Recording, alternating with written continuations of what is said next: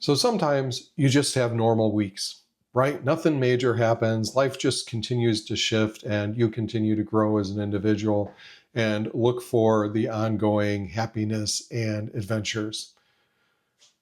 So for Retired or Rehired this week, what I wanted to do is take a quick time out off the beaten path here. I'm actually going to be taking some of my advice and going on an adventure, doing some traveling, having some fun, going somewhere with family. But I did want to let you know how things are going with the job, how things are going emotionally, and with the adjustment going back to working from 9 months off. So the job has been going well. As I mentioned in the last video about the old dog and new tricks, I am slowly acclimating to the environment. And with the level of acclimation increasing, the anxiety level continues to decrease. So that's always a good thing. I'm enjoying it more now. I'm enjoying kind of getting back in the work mode, not so much because it's work, but more the socialization and the learning and the mental challenges. That was part of the reason I went back to work. My wife and I, a little bit of background, I was laid off in early 2025. I had most of 2025 off, and I was at the point where I had pretty much accepted that I was going to retire early from here. I wound up falling into a job opportunity. It seems like a really good fit for me. I like the people, I like the company, I love what they're doing and their mission.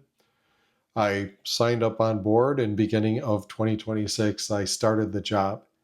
And after being out of it for a while and being one of the older people in the job and the pressure I put on myself, it was just a lot of anxiety the first weeks on the job.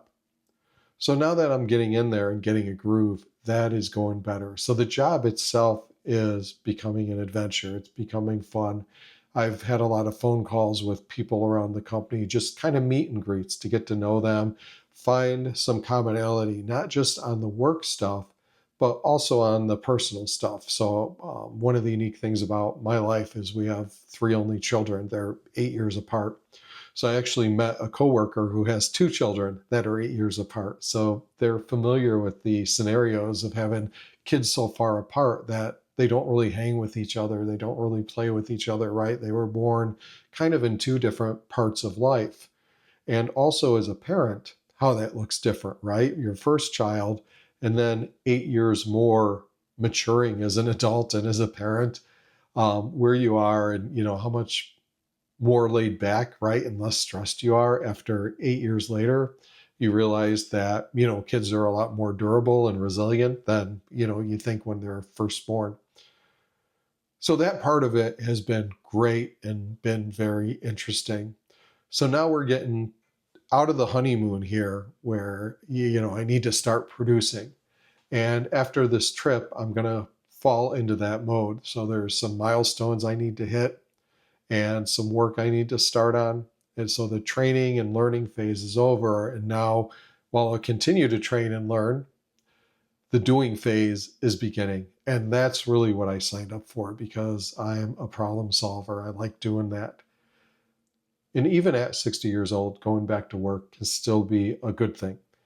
Yeah, I wouldn't mind being retired, but my wife was going to continue working. We still had our youngest child at home.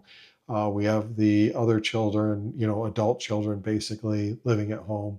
We have our dogs and stuff like that.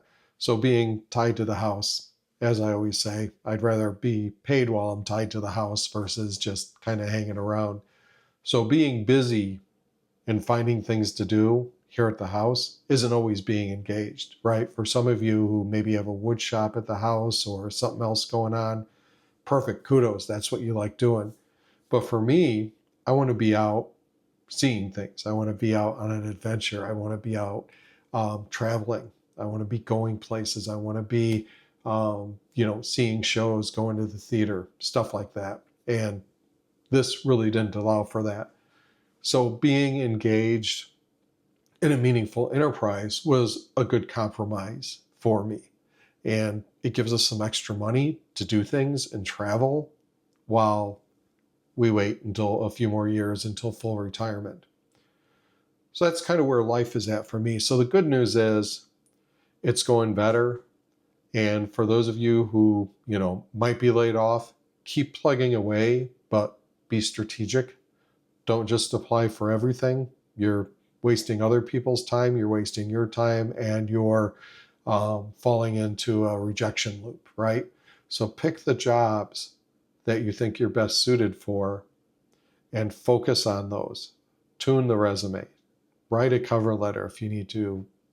Hook up with people on LinkedIn. Research the companies so that if you do get a phone screen or an interview, you can talk competently about the companies. Again, all things that we as Gen X have been through before, right? We've lived through several recessions and the Great Recession, and we're, if nothing else, resilient. All right. So that's kind of just my parting message for this week is, stay with it.